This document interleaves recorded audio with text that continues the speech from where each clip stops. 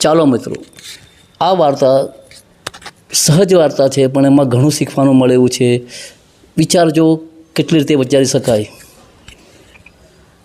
લોકોની ટીકાનો ભોગ બનીને દુઃખી થવું કે સુખી થવું નક્કી કરવું તમારે છે, કે ટીકા સાચી છે કે ખોટી છે, એને મારે માન આપવું જોઈએ કે ના આપવું જોઈએ. વાર્તા બહુ નાની અને મસ્ત છે. એમાં કીધેલું છે, એક ઉંદર 7 પૂંછડી હતી. ઉંદર ધીમે ધીમે મોટો થયો. એની મમ્મી એને સ્કૂલમાં મૂકવા ગઈ. મૂકીને આવી બીજા દિવસે છોકરાએ ફરિયાદ કરી, મમ્મી આજે હું સ્કૂલમાં જવાનો નથી. કેમ? બધા મને બહુ ખીજવે, ઉંદર 7 પૂંછડીવાળો, ઉંદર 7 પૂંછડીવાળો. મમ્મી હું તો જવાનો નથી ને નથી જ. મમ્મીએ કહ્યું, બેટા એવું તો ના ચાલે. મને છોકરાએ જીદ કરી, રડવા બેઠો, તારે મને સ્કૂલમાં મોકલવો હોય તો એક પૂંછડી કાપી આપ. સ્કૂલમાં ગયો, બધા જ મિત્રોએ કહ્યું. છોકરાએ ખીજવ્યો પાછો, ભાઈ ઉંદર 6 પૂંછડીવાળો. પાછી જ વાત રિપીટ.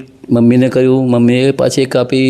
ઉંદર 5 પૂંછડીવાળો, ઉંદર 4 પૂંછડીવાળો. ધીમે ધીમે કાપતા 5 પૂંછડી, 6 પૂંછડી કપાઈ ગઈ. જા બેટા, હવે તો બધા ઉંદર જેવો જ થઈ ગયો. તો પણ જેવો તે સ્કૂલમાં ગયો, બધાએ ખીજવ્યો પાછો, ઉંદર 1 પૂંછડીવાળો, ઉંદર 1 પૂંછડીવાળો. હવે છોકરો એટલે ઉંદર અકળાવે. મમ્મીએ કીધું, મમ્મી મારી આ પણ પૂંછડી કાપી નાખ.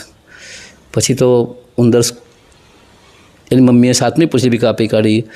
ઉંદર સ્કૂલમાં ગયો તો પાછા બધા ખીજવવા માંડ્યા, ઉંદર બાંડો, ઉંદર બાંડો, ઉંદર બાંડો. રડતો રડતો ઘરે આવ્યો. મિત્રો, આ વાત બહુ નાની છે, પણ વિચારજો બીજી રીતે કઈ રીતે વિચારી શકાય.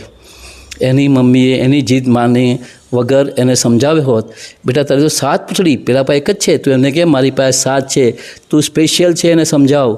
પણ એ મમ્મીએ સમજાવી શક્યું નહીં, અથવા છોકરો સમજ્યો નહીં. સ્કૂલમાં શિક્ષકને ફરિયાદ કરી શકી હોત કે સાહેબ બધા ખીજવે છે, જજ કરો, તો કે સાહેબે બી વચ્ચે કંઈ મદદ કરી શકી હોત. એને મમ્મીએ શીખવાડી બી શક્યું હોત કે ભાઈ તારી પૂંછડી આમાં ડાન્સ કરાવો, પૂંછડી નચાવો તો બી લોકો સાહેબ ખુશ થઈ જાય, તને સ્કૂલના પ્રોગ્રામમાં કંઈક પાત્ર આપશે. આ બધું ના કર્યું. લોકોની ટીકા માની અને સાથે પૂંછડી કાપી. જે સુંદર હતો તે બેડોળ થઈ ગયો, પણ એની જે મુખ્ય વાત એની ખીજવવાનું લોકોએ બંધ ના કર્યું. મિત્રો, વાતનો સાર એટલો છે કે કોઈ પણ સમયે તમને લોકો ટીકા કરે છે, સાચા ટીકાકારો અને ખોટા વચ્ચે યોગ્ય નિર્ણય લઈને તમારો નિર્ણય લેવો કે પૂંછડી કપાવી કે ના કપાવી, 7 કપાવી કે 6 કપાવી કે નહીં કપાવી, કે તમારે સ્પેશિયલ ભગવાને દરેકને કંઈ સ્પેશિયલ ગુણ આપ્યા હોય છે. કોઈના ભણવામાં, કોઈ કામ કરવામાં, કોઈ હિંમતમાં, કોઈ બધી વસ્તુમાં. કે દુનિયામાં ભગવાને બધી જ જાતના માણસો બનાવ્યા છે. મજૂર છે, શેઠ છે, નોકર છે, બ્રાહ્મણ છે, પટેલ છે, વાણિયા છે, વગેરે વગેરે. તમારો નિર્ણય જાતે લો અને મજા કરો. Thanks a lot. Enjoy the story. Give your comments. Thanks.